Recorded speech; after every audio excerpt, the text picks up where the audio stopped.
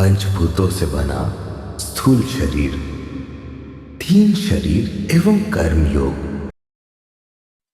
आत्मा के ऊपर पांच कोश होते हैं और ये कोश ही आत्मा को ढके रहते हैं, जैसे गर्भ झिल्ली से ढका रहता है। वे पांच कोश हैं: अन्नमय कोश, प्राणमय कोश, मनोमय कोश, विज्ञानमय कोश तथा आनंदमय कोश।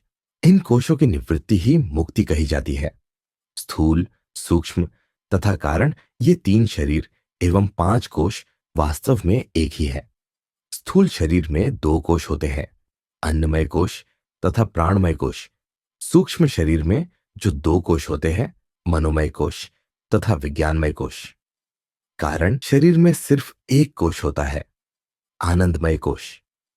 अन्न से बने इस शरीर के साथ हमारा तादात्म्य बोध इतना अधिक होता है कि हम हाड़ मांस के अतिरिक्त भी कुछ है, यह कल्पना करना भी कठिन हो जाता है। वैसे तो तीनों ही शरीर तथा पांचों कोश अज्ञानता की ही देन है, लेकिन अन्नमय कोश आत्मा को ढकने में सबसे मोटी चादर के रूप में काम करता है। यह प्रत्यक्ष दिखने वाला शरीर एवं कोश है, इसीलिए यह सत्य प्रतीत होता है। वास्तव में तो यह सत्य असत्य ही है, क्योंकि आत्मा ही वास्तव में सत्य है, वह दिखता नहीं। आत्मा और शरीर एक रस्सी के दो छोरों की तरह है। जब एक से दूरी बढ़ती है तो दूसरा करीब होता जाता है। आत्मा का दूसरा छोर शरीर है तथा शरीर का दूसरा छोर आत्मा है। ये सारे शरीर एवं कोश अज्ञानता की ही देन है। ज्ञान के उदय के साथ ही ये समूल नष्ट हो जाते हैं।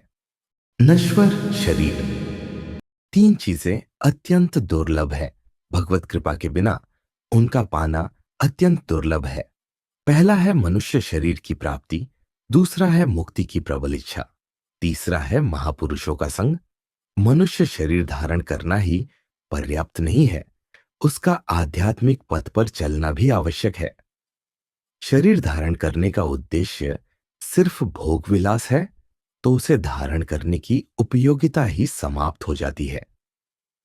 फिर हम मनुष्य शरीर में रहते हुए भी पशुवत ही हैं, क्योंकि भोग तो अन्य योनियों में भी है। अन्नमय कोश का अर्थ है कि इस कोश का भरण पोषण अन्न से ही होता है। जैसे यह शरीर माता पिता के रजवीर्य के संयोग से बना है, उस तरह अन्न भी बीज एवं मिट्टी के संयोग से बना है। जैसे भोजन पकने के 4-5 घंटे बाद अन्न सड़ना शुरू कर देता है, उसी प्रकार यह शरीर भी मृत्यु के 4-5 घंटे के बाद सड़ने लगता है। हमारे तीन शरीरों की तरह ही हर अन्न के तीन छिलके होते हैं।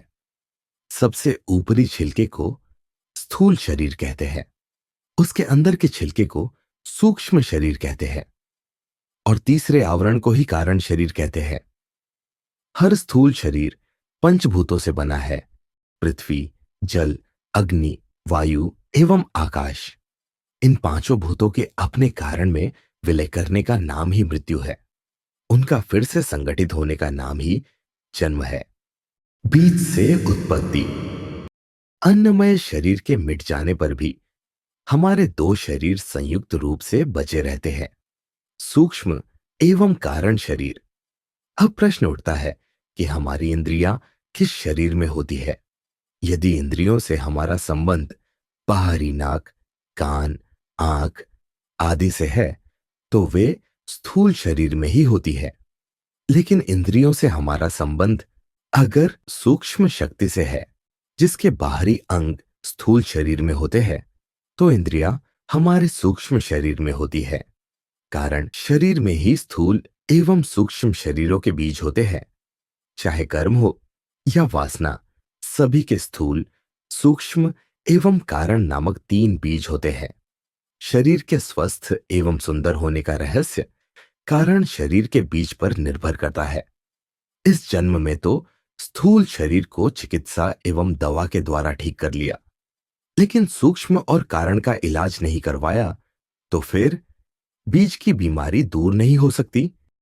तब स्थूल शरीर हर जन्म में बीमार रहेगा। प्राणायाम एवं ध्यान से स्थूल, सूक्ष्म एवं कारण तीनों शरीर स्वस्थ हो जाते हैं। वैसा जन्म योगी का ही होता है। साधना पथ पर चलने वाले हर साधक को इसी जन्म में अपने सूक्ष्म एवं कारण रूपी छिलके को प्राणायाम एवं ध्यान के अभ्यास से ठीक कर लेना चाहिए। वात, पित्त एवं कफ ये बीमारियां कारण बीज में होती है, उसे भोगता है स्थूल शरीर। ब्रह्म के क्रिया रूप मूल प्रकृति से प्रकृति जब अलग हुई, तब उसमें अनेक विकृतियां आने लगीं। उन्हीं विकृतियों का परिणाम थी पृथ्वी। उससे बनी वनस्पतियां, इनसे जड़ी बूटियां पैदा हुई। उन जड़ी बूटियों से ही अन्न उत्पन्न हुआ। उसी अन्न से वीर्य बनता है तथा वीर्य से मनुष्य शरीर का निर्माण हुआ। पाप पुण्यों के भोग समाप्त हो जाने पर जीव को मूर्छावस्था में ही वायुमंडल में फेंक दिया जाता है। वर्षा के साथ जीव धरती पर आकर अन्न में प्रवेश कर जाता है। उस अन्न को खाने वाले पुरुष के वीर्य के साथ जीव मां के गर्भ में प्रवेश करता है और शरीर के साथ जन्म लेता है। अन्न से बना यह शरीर अन्न खाकर ही वृद्धि को प्राप्त होता है और अंत में उसी तरह नष्ट हो जाता है जैसे अन्न। स्थूल शरीर के नष्ट हो जाने पर भी हमारा कुछ भी नष्ट नहीं होता। इस तरह हम फिर दूसरे अन्नमय शरीरों में प्रवेश करते रहते हैं। हर जन्म में हम अपनी वासनाओं एवं संस्कारों के साथ उतने ही क्रियाशील रहते हैं जितना पूर्व शरीरों में थे। परिवर्तनों के पीछे एक ही वासना काम करती है कि हम बगैर शरीर के रहेंगे कैसे। इस अज्ञान ने जीव को अनंत काल से भ्रमित करके रखा हुआ है। शरीरों के जन्म लेने एवं मरने का बोध सिर्फ जीव को ही होता है, आत्मा को नहीं, क्योंकि आत्मा के साथ शरीरों का कोई संबंध नहीं होता। शरीरों के सुख दुख से उसका कोई संबंध नहीं होता। वह तो सिर्फ साक्षी बनकर देखता रहता है। विभिन्न शरीर अन्नमय कोश की बड़ी विचित्र लीला है। यह शरीर सिर्फ कर्म भोग के लिए ही बना है, ऐसा कहना है वेद सतपथ ब्राह्मण का। दिव्य भोग के लिए स्वर्ग में अलग शरीर बना है, यातना भोग के लिए नरक में अलग शरीर बना है। सुख दुख मिश्रित भोग के लिए मनुष्य शरीर की रचना अलग बनी है। कीड़े, पशु, पक्षी एवं जानवर के लिए अलग अलग शरीरों की व्यवस्था है। किसी भी दो शरीरों में समानता नहीं है, क्योंकि भोग भी अलग अलग है। सिर्फ इतना ज्ञान हो जाए कि इन शरीरों से हम नहीं बंधे हैं। हमारा कर्म फल ही इन विचित्र शरीरों का निर्माण कर हमें डराता है। इतना ज्ञान होते ही शरीरों की आसक्ति खत्म होने लगेगी। असमय में बन रहे हैं। शरीर को एक बंधन मानिए। आप इसमें पिंजरे की तरह कैद है, आपको निकलना है। इसके लिए जरूरी है स्थूल शरीर से निकलने की क्रिया सीखना। यह भी ध्यान की ही क्रिया है। आप घंटे 2 घंटे अपने स्थूल शरीर से बाहर रहने का अभ्यास कर लें। यह अनुभव भी नवजात शिशु के जन्म लेने जैसा ही है। यह द्विज क्रिया है। स्थूल शरीर का निर्माण। शरीर प्राप्ति के पीछे जीव की कामना भोग की होती है, लेकिन ईश्वर ने शरीर को योग प्रधान बनाया है। भोगों से शरीर पतन मार्ग में बढ़ता है तथा योग से उन्नत बनता है। पृथ्वी, जल, अग्नि, वायु और आकाश, ये 5 महाभूत ही शरीर का निर्माण करते हैं। प्रकृति के पंचभूतों के पूर्ण सात्विक परमाणुओं से बनता है यह शरीर, लेकिन बाद में यही पंचभूत विकार के रूप में परिणत हो जाते हैं। अत्यधिक भोग एवं प्रारब्धों की मार झेलते झेलते यह विकारों के रूप में परिणत होता चला जाता है। प्रकृति 2 तरह की होती है, परा एवं अपरा। जो न खुद को जाने न दूसरों को जाने वह अपरा प्रकृति है। जो खुद को भी जाने तथा दूसरों को भी जाने वह परा प्रकृति है। परा एवं अपरा, इन दोनों के संयोग से ही सारे स्थावर जंगम प्राणी उत्पन्न होते हैं। अपरा के साथ हमारा संबंध होना ही सबसे बड़ा अज्ञान एवं भूल है। इस एक दोष के कारण ही सारे दोषों का जन्म हुआ तथा इस एक दोष के दूर हो जाने से ही हमारे सारे दोष दूर हो जाते हैं। अपरा के कारण हमारे स्वरूप को विस्मृति हुई, तो परा के कारण हम खुद को पहचान कर परमात्मा के साथ संबंध स्थापित कर लेते हैं। जन्म एवं मरण की सारी प्रक्रिया में पंचभूत का इकट्ठा होना एवं बिखर जाना ही मुख्य कारण है। ये पंचभूत किस तरह एकत्रित होते हैं, यह जानना अति आवश्यक है। पंचभूतों का विलय। पंचकोशों में पहला तत्व आकाश है, जो बाकी चारों तत्वों का भी कारण है। आकाश तत्व में असीमित ऊर्जा छिपी होती है। उनमें जब गति शुरू होती है, तब वही गति हवा के रूप में वायु तत्व उत्पन्न करती है। वायु के कणों में सबसे तेज गति होती है। इसीलिए पांचों तत्वों में वायु को सबसे शक्तिशाली माना गया है। आकाश में वायु की अपेक्षा कई गुना ज्यादा शक्ति होती है, लेकिन दिखती नहीं, जबकि वायु की अपार शक्ति गोचर होती है। यह शक्ति पूरे ब्रह्मांड को मटियामेट करने के लिए पर्याप्त है। वायु की अपार ऊर्जा के घर्षण के परिणाम स्वरूप गर्मी या अग्नि उत्पन्न होती है। इसी को अग्नि तत्व कहते हैं। अग्नि में वायु की अपेक्षा ऊर्जा शक्ति कम हो जाती है। अग्नि की गति जितनी तीव्रता से फैलती है, उतनी ही तीव्रता से कम हो जाती है। कम होते ही अग्नि अपनी शक्ति का विसर्जन भी कर देती है। उसी के परिणाम स्वरूप जल तत्व की उत्पत्ति होती है। जल तत्व की उत्पत्ति के साथ ही वायु तत्व की पूरी तथा अग्नि तत्व की आंशिक गति भी समाप्त हो जाती है। तब इसी से पृथ्वी तत्व का जन्म होता है। इस तरह पांचों तत्वों का जन्म होता है। इनके एक साथ एकत्रित होने का ही परिणाम शरीरों का जन्म है, तथा इनका पुनः अपने अपने कारण स्वरूप में विलय का परिणाम है मृत्यु। पंचभूतों पर विजय से शरीरों का जन्म नहीं होगा, यही मुक्ति है। सबीज एवं निर्बीज। पंचभूतों के एकत्रित होने का परिणाम है शरीर की उत्पत्ति। यह उसी तरह है जैसे बीज का संबंध मिट्टी एवं जल से हो जाने से वृक्ष का जन्म होता है। इस शरीर में प्रकट रूप में पृथ्वी तत्व की ही प्रधानता होती है, इसीलिए शरीर को मिट्टी कहा गया है। अन्न मिट्टी से पैदा होता है और मिट्टी में ही मिल जाता है। शरीर भी मिट्टी से ही उत्पन्न होता है और अंत में मिट्टी में ही मिल जाता है। मृत्यु के बाद हर शरीर की तीन ही गति होती है, चाहे मिट्टी में गाड़ दिया जाए, चाहे जला दिया जाए, चाहे पशु पक्षी खा जाए। तीनों ही अवस्थाओं में अंत में मिट्टी ही तो बनेगा। लेकिन इस मिट्टी के बने शरीर में मिट्टी कहीं दिखती नहीं। लेकिन जरा विचार और चिंतन करेंगे तो पाएंगे कि यह मिट्टी के सिवाय कुछ नहीं। इसी तरह यह पूरा संसार अन्न और मिट्टी का ही परिणाम दिखता है। पर जब ज्ञान दृष्टि से देखेंगे तो सिवाय ईश्वर के कुछ नहीं दिखेगा।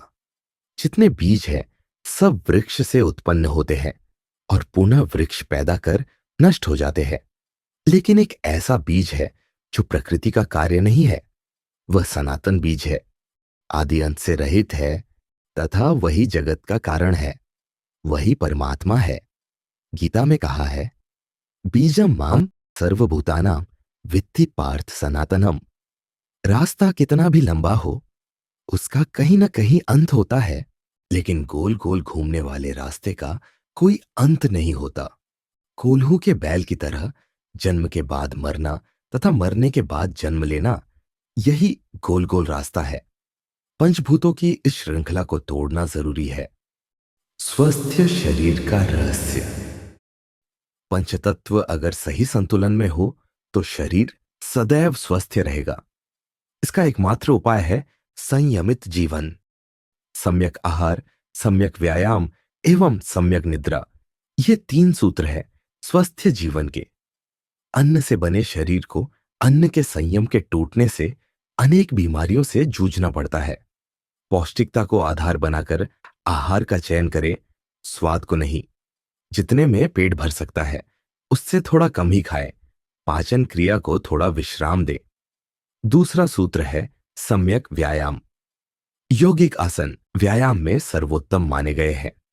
मांसपेशियों को लचीला रखना आवश्यक है, अतः यौगिक व्यायाम एवं प्राणायाम शरीर को पूर्णतः स्वस्थ रखते हैं।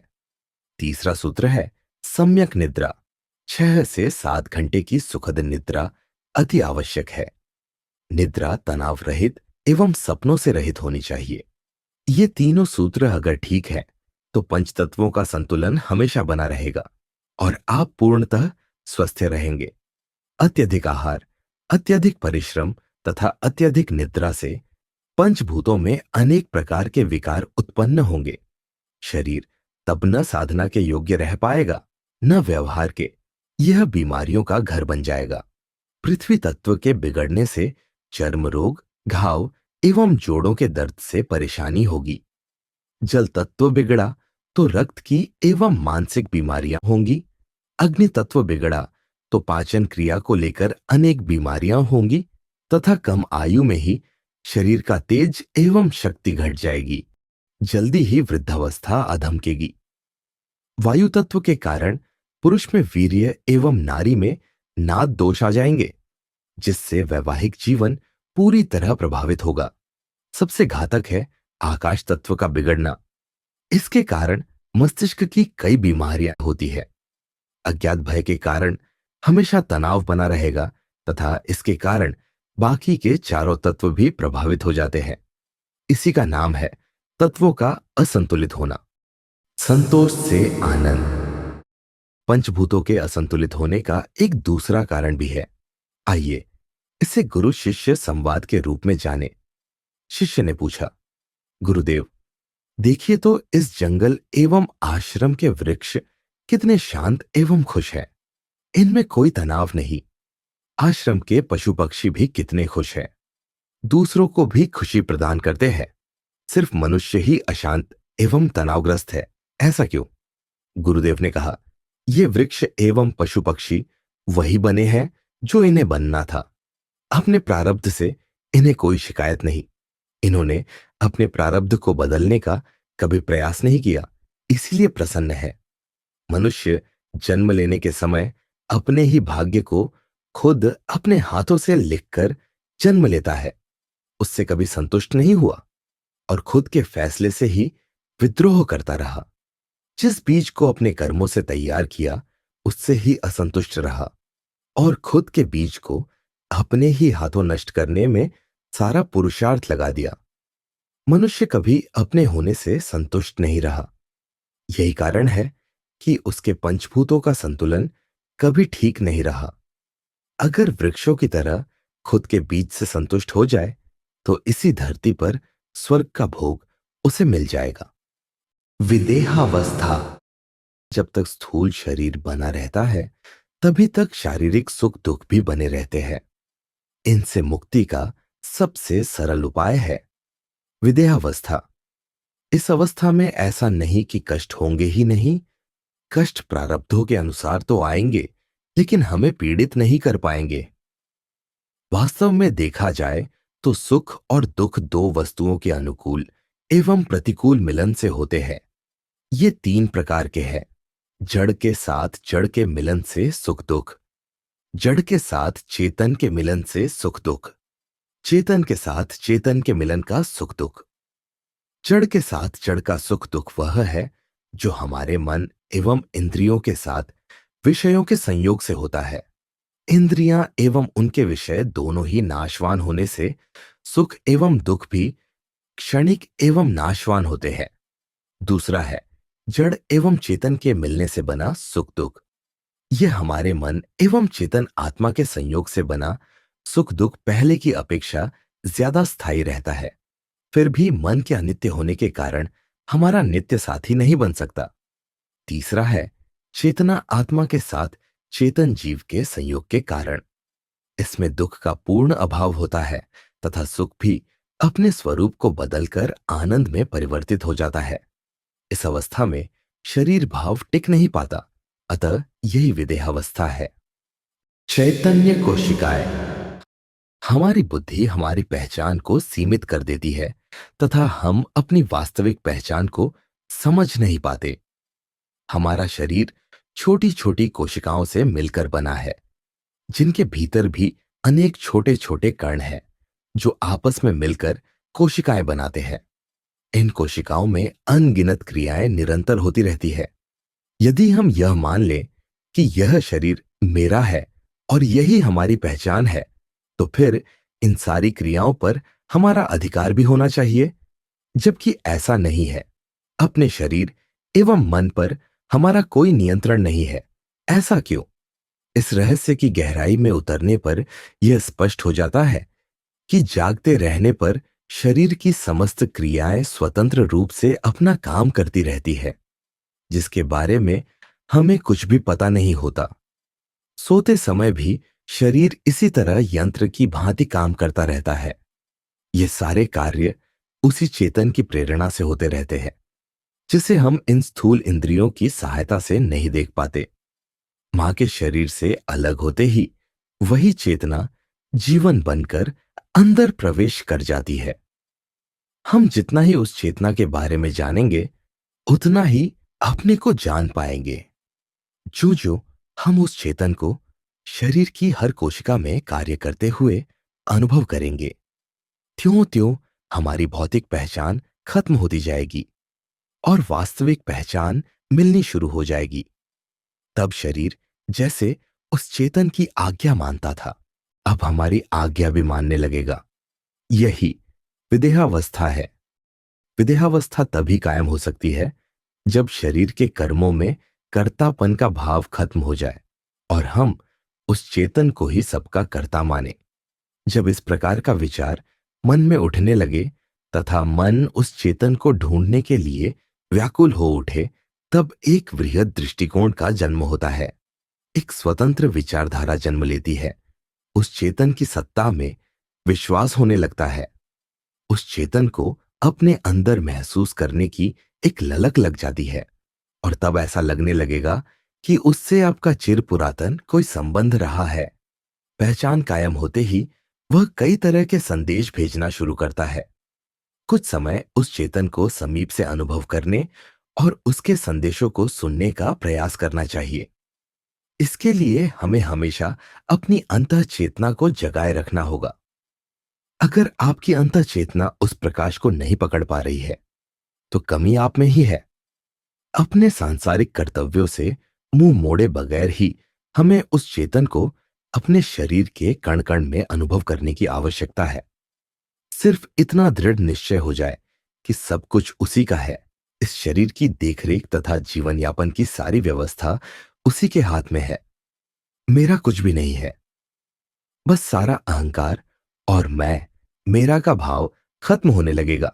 जीवन की सारी बेड़ियां कट जाएंगी, सारा अंधकार मिट जाएगा। यही विदेहावस्था है। अबोधपन में सुख शांति। एक कथा के माध्यम से जीवन की सच्चाई को समझाने की कोशिश कर रहा हूं। सुख शांति की तलाश में निकले एक युवक की कथा है, जिसकी मुलाकात एक विदेहावस्था में स्थित फकीर से होती है। अंधेरी रात है, बिजली कड़क रही है, तूफानी भयानक रात और बारिश हो रही है। एक युवक मन में कुछ अनबूझ प्रश्नों को लिए चला जा रहा है। उसने एक दरवाजा खटखटाया। अंदर से एक वृद्ध फकीर निकला। उसने पूछा, कौन हो, क्या चाहत हो? युवक ने कहा, मैं सुख और शांति की तलाश में भटक रहा हूं। आप महात्मा हैं, कृपया बताइए, सुख शांति कैसे मिलेगी? फकीर जोरों से हंसा और बोला, आजादी अर्थात बंधन मुक्त अवस्था ही सुख शांति दे सकती है। तुम संसारी लोग क्या जानो आजादी क्या होती है। विषयों ने तुम्हारे शरीर और मन को बंधक बना लिया है। शरीर में जब तक कर्तापन का अहंकार है, कभी सुख शांति नहीं मिल सकती। 3 गलतियों के कारण सुख एवं शांति तुमसे दूर हो जाती है। तुम सुख शांति को दूसरों के माध्यम से पाना चाहते हो, यह पहली भूल है। तुम सुख शांति को बाहर खोजते हो, यह दूसरी भूल है। तुम सुख शांति को खोजते हो, यह तीसरी भूल है। युवक ने पैर पकड़ लिए, गिड़गिड़ाकर याचना की, कृपया मुझे सुख शांति प्रदान करें। फकीर ने अपनी झोली से 2 फल निकाले और कहा, पहला फल खाते ही सुख शांति का पूर्ण ज्ञान हो जाएगा। तुम जान पाओगे कि सुख और शांति कैसी होती है। दूसरा फल खाते ही सुख एवं शांति को पूरी तरह पालोगे। लेकिन तुम कोई एक ही फल खा सकते हो। एक के खाते ही दूसरा गायब हो जाएगा। युवक परेशानी में पड़ गया। बिना जाने कैसे स्वीकार कर ले सुख एवं शांति को। सोच में डूबा रहा। फकीर ने दोनों फल वापस अपनी झोली में डाल लिए और युवक को समझाया, शांति एवं सुख का ज्ञान कभी सुख शांति नहीं दे सकता। ज्ञान एवं उपलब्धि दोनों दो विपरीत छोर पर स्थित है। सुख विवेक और वैराग्य से मिलता है तथा शांति त्याग और अबोधपन से मिलती है। अपने अंदर जाओ, वहीं दोनों मिलेंगे। बाहर ढूंढना व्यर्थ है। विदेहावस्था अंदर जाने का मार्ग है। तीन ग्रंथि भेदन क्रिया। इस शरीर का स्वामी चेतन तीन स्तरों पर हमारे शरीर, मन एवं अंतःकरण को नियंत्रित करता है। ये तीन ग्रंथियां हैं। पहली है ब्रह्म ग्रंथि, दूसरी है विष्णु ग्रंथि तथा तीसरी है रुद्र ग्रंथि। ब्रह्म ग्रंथि के अधीन मूलाधार तथा स्वादिष्ठान चक्र है। विष्णु ग्रंथि के अधीन मणिपुर, अनाहत एवं विशुद्ध चक्र है तथा रुद्र ग्रंथि के अंतर्गत आज्ञा एवं सहस्रार चक्र है। आइए हम उस चेतन की उस व्यवस्था को देखें जिसके अंतर्गत सारा शरीर, मन सुचारू रूप से कार्य करते हैं, लेकिन हमारा हस्तक्षेप उस चेतन को स्वतंत्र रूप से काम नहीं करने देता, जिसका परिणाम हमारी बीमारी एवं मानसिक तनाव है। ब्रह्म ग्रंथि चेतना को ऐसे स्तर पर रोक के रखती है जिसका संबंध प्रत्यक्ष हमारे शरीर से है, जैसे भूख, प्यास, कामुकता, प्रजनन आदि। यहां वही चेतन आत्मा ब्रह्म बनकर हमारी भोग इच्छाएं पूरी कर रहा है। दूसरी ग्रंथि है विष्णु ग्रंथि। इसमें वही चेतन हमारी भावनाओं के रूप में मानसिक जगत की देखभाल कर रहा है। हमारे क्रोध, करुणा एवं आनंद की विभिन्न स्थितियों में हमारा नियंत्रण करता है। तीसरी है रुद्र ग्रंथि। इसमें वही चेतन हमारे अहंकार चेतना, अहम चेतना, मानसिक चेतना तथा शारीरिक चेतना से हमारा संबंध विच्छेद करवाकर हमें अपने स्वरूप से परिचय करवाता है। हमारा अंतचक्षु एवं अंतचेतना के सारे स्रोत खोल देता है। यहीं आकर साधक को चेतना की सर्वज्ञ प्रकृति का अनुभव होता है। यहां भूत, वर्तमान, भविष्य सभी जाने हुए हो जाते हैं। यहीं से हम सहस्रार की ओर बढ़ते हैं, जहां हमारा विलय उसी चेतन में हो जाता है। कर्मों से जन्म। हमारा जीवन भी उस नदी की तरह ही है जो निरंतर प्रवाह के बाद सागर में मिल जाती है। मिलन के बाद पुनः बादल बनकर बरसती है और नदी बनकर फिर उसी मिलन के लिए निरंतर बढ़ती रहती है। जो आनंद जीवन के प्रवाह में है वो मिलन के ठहराव में नहीं। हां, इतना अवश्य है कि लक्ष्य जीवन नहीं बल्कि मिलन है। हम भी उस नदी की तरह ही अनंत शरीर धारण कर चुके हैं और काल के प्रवाह में कर्मों की गति को स्वीकार कर जन्म लेते हैं और मरते हैं। बिना किसी लक्ष्य के भोग करना हमारा लक्ष्य नहीं हो सकता, क्योंकि भोगों के साथ हमारा कोई संबंध नहीं है। लक्ष्य सिर्फ अपने स्वरूप में आनंद लाभ ही है। यही पुरुषार्थ है। जीवन में ज्ञान एवं पुरुषार्थ को उचित स्थान मिल जाए तो हमारा जीवन दिशाहीन कभी नहीं हो सकता। मनुष्य जीवन कर्मों से बंधा है। 84 लाख योनियां कर्मों का ही भोग परिणाम है। इनमें कर्म का अधिकार सिर्फ मनुष्य शरीर में आकर ही मिलता है। इस मनुष्य शरीर में आकर इतना अवश्य करें कि अपने व्यवहारिक सारे कर्मों को करते हुए ही थोड़ा वक्त निकाले और ईश्वर एवं उसके इस माया चक्र के रहस्यों को जान ले। अपने परिवार के प्रति अपने उत्तरदायित्व का निर्वाह करते हुए ही यह कर्म करना उचित है। लेकिन अत्यधिक आसक्ति इस कार्य में बाधा उत्पन्न करती है। एक दृष्टि से देखा जाए तो जहां इस संसार का माया जाल ईश्वर को छिपाता है, वहीं वह ईश्वर को प्रकट भी करता है। जब संसार की माया ईश्वर को छिपाए तो उस माया का अर्थ है भ्रम। वही संसार जब ईश्वर को प्रकट करे तो माया का अर्थ है ज्ञान अर्थात विद्या। कहने का अर्थ है कि जब शुद्ध चित्त का प्रतिबिंब माया पर पड़ता है तो वही ईश्वर कहलाता है, और उसी चित्त का प्रतिबिंब अज्ञान पर पड़ता है तो वही जीव कहलाता है। हम जीव इसलिए है क्योंकि हमारे चित्त का प्रतिबिंब अज्ञान पर पड़ रहा है, अर्थात हम झूठ को सत्य मानकर मोहित हो रहे हैं। भक्ति और ज्ञान से चित्त शुद्ध होकर ईश्वरमय हो जाता है। ईश्वर और जीव में फर्क सिर्फ चित्त के संस्कारों को लेकर है। जीवन में कर्मों की गति को अगर सूक्ष्मता से अध्ययन कर लिया जाए तो हम इसी जन्म में ईश्वर को पा सकते हैं। हम कर्म सिद्धांत को समझें। कर्मों की गति बड़ी गहन है। भगवान ने गीता में कहा, हे अर्जुन, कर्म, अकर्म और विकर्म, इनको अच्छी तरह जानकर कर्म करना चाहिए, क्योंकि एक के लिए कर्म दूसरे के लिए अकर्म बन जाता है।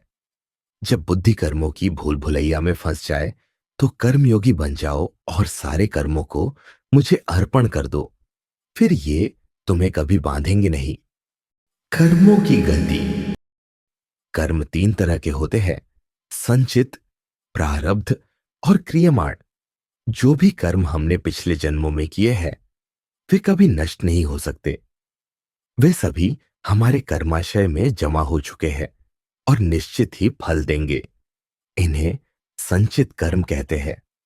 अगला जन्म लेने के समय हम इन्हीं संचित कर्मों में से कुछ निकालकर प्रारब्ध का निर्माण करते हैं और अगले जीवन में भोग के लिए ले जाते हैं। यही प्रारब्ध कर्म है। जीवन के सारे सुख दुख उसी प्रारब्ध के अधीन होते हैं। उनको भोगना जीव की विवशता है। ज्ञान और वैराग्य से उसकी क्षमता कम की जा सकती है, लेकिन नष्ट नहीं की जा सकती। क्रियामाण कर्म वे है जो इस जन्म में हो रहे हैं। ये कच्चे बीज की तरह है जो अभी फल नहीं दे सकते। हम जिन माता पिता, परिवार, समाज और काल में जन्म लेते हैं वह सब प्रारब्ध के अधीन है। हमारा पूरा जीवन दर्शन भाग्यवाद पर आधारित है और उस भाग्य का निर्माण करने वाला हमारा प्रारब्ध ही है। प्रारब्ध के अधीन हम उसके द्वारा निर्धारित सुख एवं दुख का भोग तो करते ही हैं, साथ ही नए कर्मों को भी जन्म देते रहते हैं और नए भविष्य का निर्माण भी करते रहते हैं। कर्म एवं भोग की सारी व्यवस्था ईश्वर के बनाए हुए नियमों के अधीन होती है। कृत अकृत कर्म। कर्मफल भी दो प्रकार का होता है, कृत और अकृत। शरीर एवं इंद्रियों के द्वारा किए गए कर्म कृत कर्म है और मन के द्वारा सोचे गए कर्म अकृत कर्म है। ये दोनों ही फल देते हैं। मन में सोचा गया कर्म भी फल देता है, चाहे वह मंत्र जप हो या गाली। मानस जप जब ईश्वर को दे सकता है तो मानस गाली या अश्लील चिंतन पतन भी करा सकता है। इसलिए कर्म बहुत सोच समझकर करना चाहिए, चाहे स्थूल कर्म हो या मानस चिंतन। कर्म से भागना भी कायरता है। उपनिषद ने कहा है कि जो बिना कर्म के बैठता है उसका सौभाग्य भी बैठ जाता है। जो कर्म की गति से चलता है उसका सौभाग्य भी गतिशील रहता है। अतः कर्म अवश्य करे और सत्कर्म ही करे। सोने वाला कलियुग है, निद्रा से उठने वाला द्वापर है, उठकर खड़े होने वाला त्रेता है तथा खड़े होकर चलने वाला सतयुग। योगी दाहिने हाथ से कर्म करता है और बाएं हाथ से भोग करता है। गृहस्थियों के लिए कर्म कोल्हू के बैल के चलने के समान होता है। बैल की आंखों पर पट्टी बंधी रहती है, सिर्फ चलना उसका काम है। हम गृहस्थ लोग भी बिना भविष्य की और अगले जन्म की चिंता किए बगैर कर्म करते हैं और जन्म लेने के बाद जब परिणाम सामने आते हैं तो भाग्य और ईश्वर को दोष देते हैं। कर्म और ज्ञान ये दोनों ही मार्ग वेदों ने बताए हैं। इनमें कर्म मार्ग को प्रेम तथा ज्ञान मार्ग को श्रेय कहा गया है। कर्म मार्ग को अविद्या तथा ज्ञान मार्ग को विद्या कहा गया है। उपनिषदों ने कहा है कि पापों के फल को अवश्य भोगना चाहिए, क्योंकि बिना भोगे कर्म का नाश नहीं होता और वे जन्म जन्मांतर तक जीव का पीछा करते हैं। पुण्य कर्म जब उन्नत भोग दे तो उन्हें ईश्वर को अर्पण कर देने से ज्ञान की प्राप्ति होती है। यही निष्काम कर्म है, इससे ईश्वर की प्राप्ति होती है। कर्म फल भोग। समय के साथ कर्म की गति बदलती गई। लोग पुरुषार्थ को भूलते चले गए और सकाम कर्म होने लगे। कर्म कांड ने कर्म और ज्ञान दोनों को ग्रसित कर दिया। ब्राह्मण काल में कर्मकांड का महत्व अत्यधिक बढ़ गया और पुरोहितवाद प्रबल हो गया। ईश्वरवाद खत्म होकर देवता और ग्रह नक्षत्रवाद बढ़ गया। यज्ञ स्वयं में पवित्र कार्य है, लेकिन इसका प्रयोग हिंसा एवं तामसी शक्तियों को पाने के लिए किया जाने लगा। ऋषियों ने इसका पूरा विरोध किया। भगवान ने गीता में अर्जुन को कर्मकांड से दूर रहने का आदेश दिया। जैन दर्शन, बौद्ध दर्शन, मीमांसा, सांख्य, योग आदि सबने कर्मकांड की निंदा की है।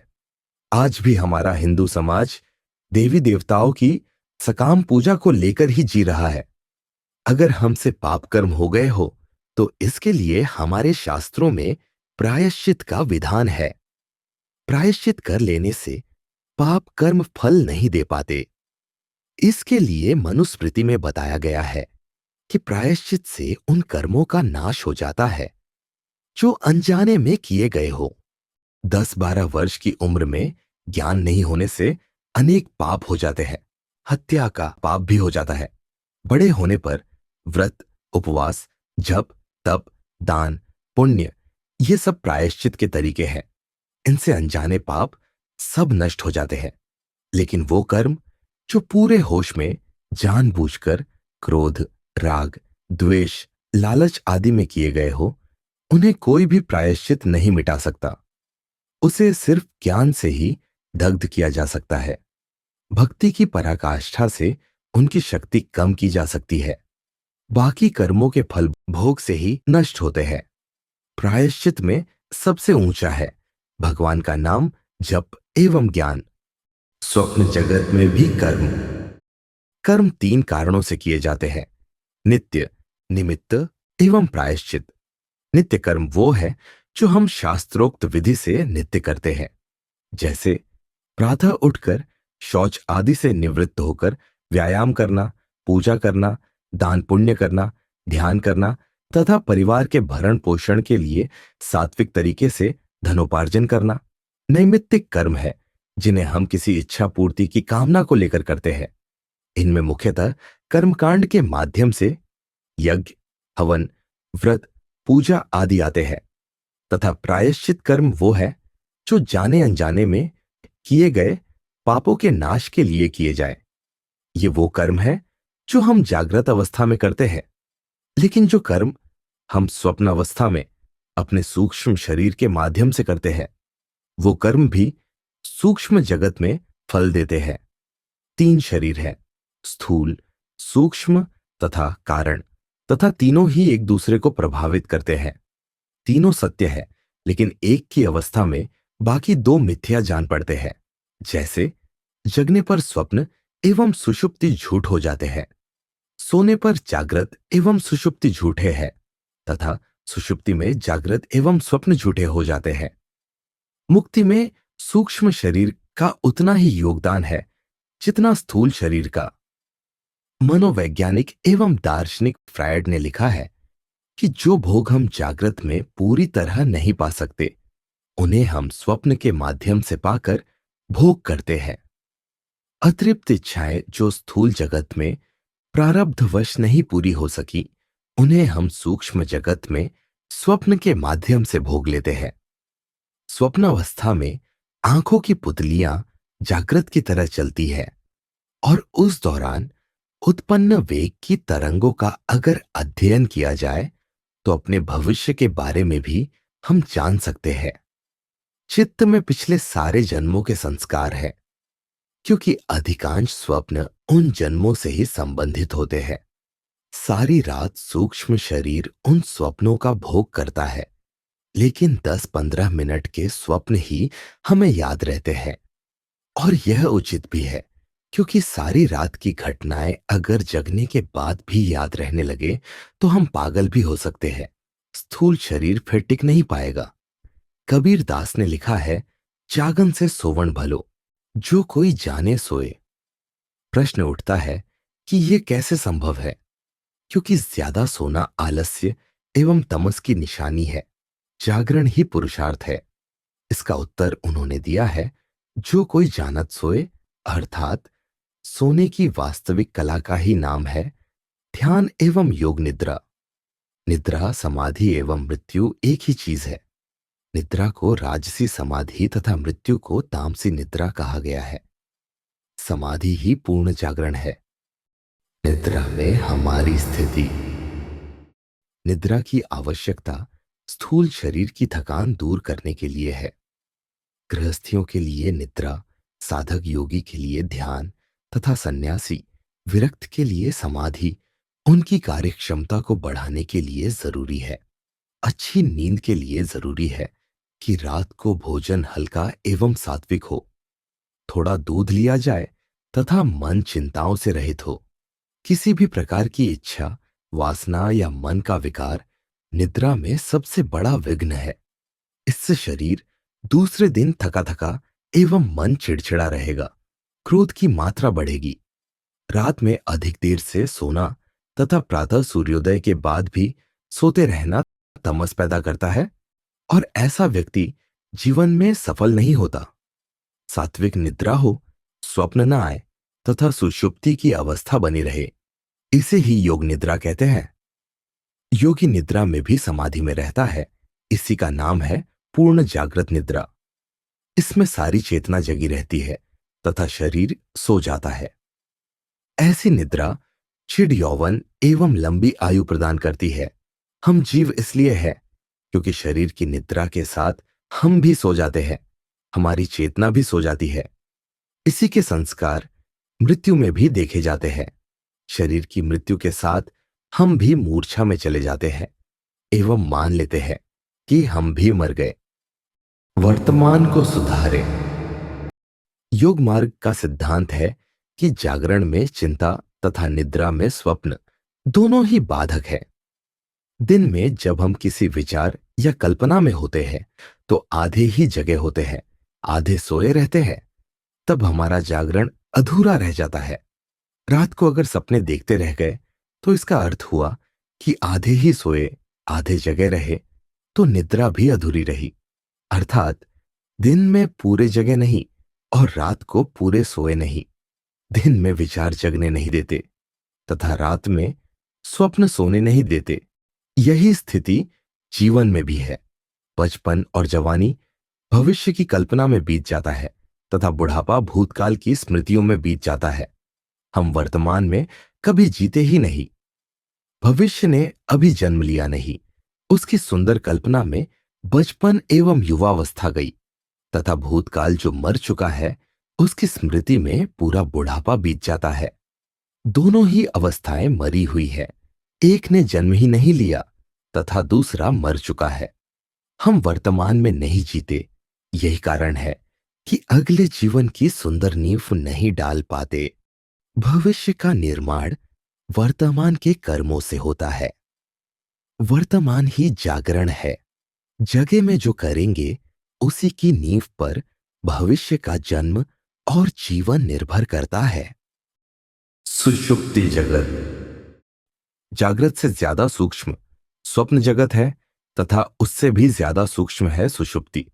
इसमें अंतर इतना ही है कि स्थूल में मन और बुद्धि दोनों जागृत रहते हैं, जबकि स्वप्न में बुद्धि सो जाती है, मन जगा रहता है।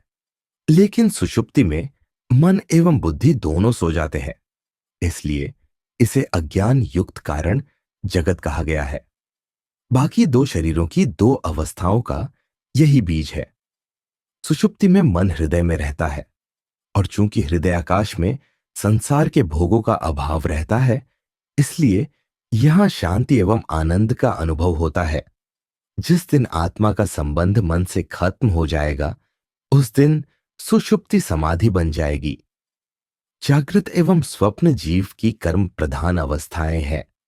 इन दोनों में कर्म भी होते हैं एवं फल भी मिलते हैं, लेकिन सुषुप्ति को जीव की विश्राम अवस्था कहा गया है, अतः कर्म फल नहीं मिलता। यह सुषुप्ति अवस्था जागृत एवं स्वप्न के शुभ कर्मों का परिणाम है। जागृत, स्वप्न एवं सुषुप्ति ये तीनों अवस्थाएं तीन अलग अलग गुणों वाली है।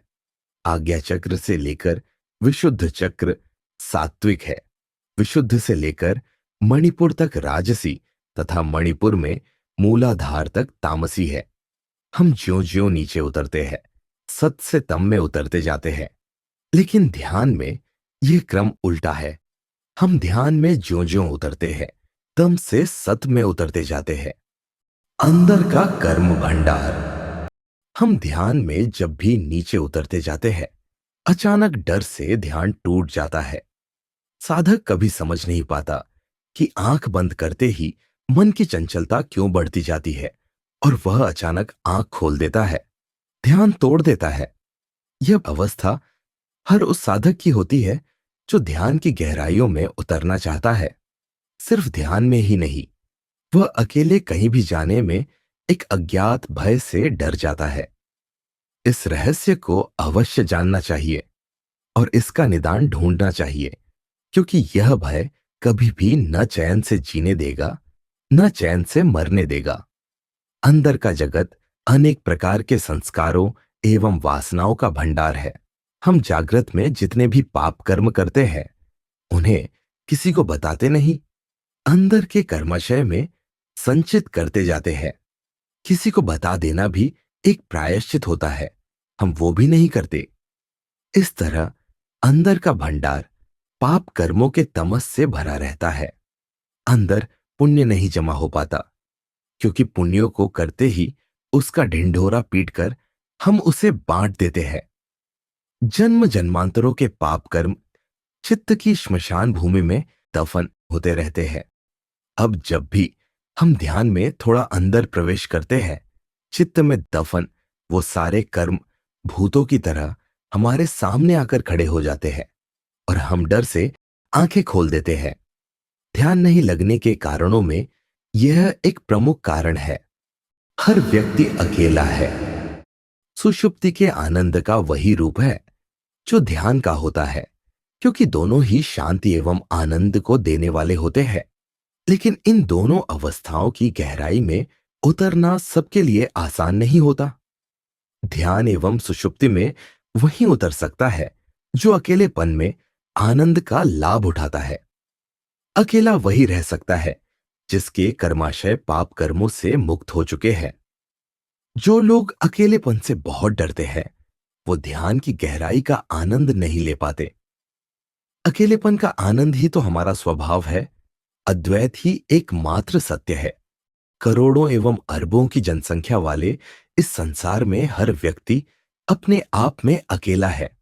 न हमारे कर्मों को कोई बांट पाता है, न कर्मफल को। फिर अकेलेपन से क्या डरना?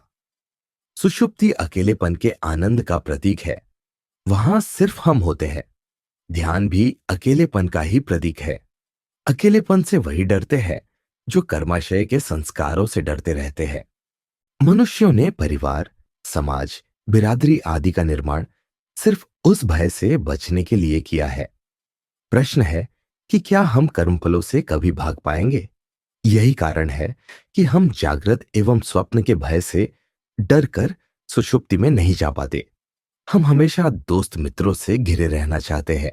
यह भी उसी भय का ही परिणाम है। योगी, तपस्वी, साधक हमेशा अकेले ही रहना पसंद करते हैं, क्योंकि चित्त संस्कारों से मुक्त है, अतः कोई भय नहीं। सुषुप्ति प्रतीक है अद्वैत का। इसी में आनंद है। दिन में विचार खो जाए तथा रात में सपने खो जाए तो आनंद पूरे दिन रात चलता है। एक बात और याद रखें कि व्यक्ति झूठ का सहारा सिर्फ जागृत अवस्था में ही कर सकता है। सपने एवं सुषुप्ति में झूठ का कोई स्थान नहीं। सपने चाहकर भी झूठ नहीं बोल सकते। सपने संसार के कार्यों की सच्चाई को बिना छिपाए बयान कर देते हैं, तथा सुषुप्ति हमारे आध्यात्मिक जीवन की सच्चाई का बयान करती है।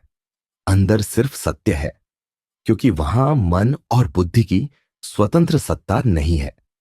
स्वप्न, सुषुप्ति एवं नशे में बेसुध व्यक्ति एक ही स्थिति का अनुभव करते हैं।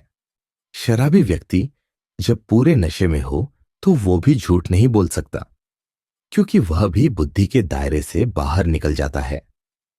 सारी बातों का निष्कर्ष यही है कि बुद्धि हमें वो दिखाती है जो हम हैं नहीं। बुद्धि जितनी कुशाग्र होगी, वो हमें अपने स्वरूप से दूर एक ऐसे रूप से हमारा परिचय कराती है जो हमारा है नहीं। इसीलिए सारे धर्म ग्रंथों ने एक स्वर में कहा है कि संसार चाहिए तो बुद्धिमान बनो, ईश्वर चाहिए तो ज्ञानी बनो। पागल व्यक्ति भी बुद्धिहीन होकर आनंद का भोग करता है। संसार ने अधिकांश भक्तों को पागल कहा, क्योंकि वो बुद्धि के दायरे से बाहर आनंद का भोग करते थे। ज्ञान से बुद्धि का नाश हो जाता है। बाहरी एवं भीतरी जगत।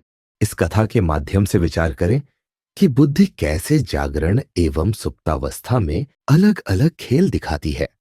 बाइबल के एक गोस्पेल से यह कथा ली गई है। एक घर में दो क्रिश्चियन औरतें रहती थी। एक मां थी, दूसरी बेटी। मां विधवा थी तथा बेटी तलाकशुदा। दोनों एक दूसरे को बहुत प्रेम करती थी। दोनों के संबंध पड़ोसियों के लिए वात्सल्य एवं प्रेम की एक मिसाल थे। दोनों को नींद में चलने की बीमारी थी। इस बीमारी में सारी इंद्रियां स्थूल की तरह काम करती है, लेकिन सुप्तावस्था एवं नींद में बेटी नौकरी से कमा कर लाती, उसी से घर का खर्चा चलता था। एक रात दोनों सो रही थी। अचानक मां नींद में चलते हुए दरवाजे से निकलकर बागीचे में आ गई। बेंच पर बैठकर सामने चर्च की ओर देख रही थी। तभी बेटी भी नींद में चलते हुए वहीं आकर बैठ गई।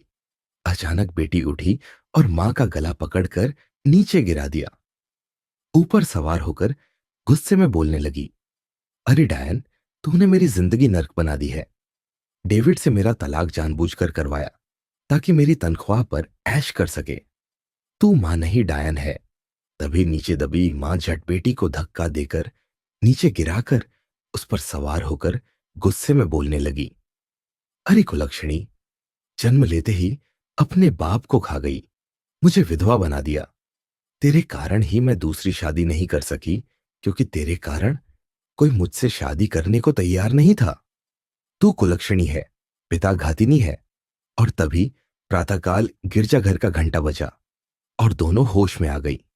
मां ने कहा, बेटी, तुम यहां क्या कर रही हो? कितनी बार कहा कि बाहर शीत में मत जाया कर। तेरी तबीयत ठीक नहीं। तुझे छोड़ कौन है मेरा? मेरी गुड़िया, मेरी बच्ची। ऐसा कहकर मां उसे छाती से लगाकर प्यार करने लगी। बेटी ने भी मां के चरणों में लौटकर कहा, सुना है मां के चरणों में स्वर्ग होता है। तुम्हारे प्रेम में मैं प्रत्यक्ष देवी मां का प्यार पाती हूं। ऐसा कहकर दोनों वापस लौट आईं। अब सोचने की बात है कि कौन सी अवस्था सच बोल रही थी। निश्चय ही निद्रावस्था, जिसमें बुद्धि सोई रहती है। यही अवस्था हमारी है। अध्ययन करना हो स्वयं को, तो बुद्धि को परे हटाकर अध्ययन करें कि आप क्या है। जय आनंदम।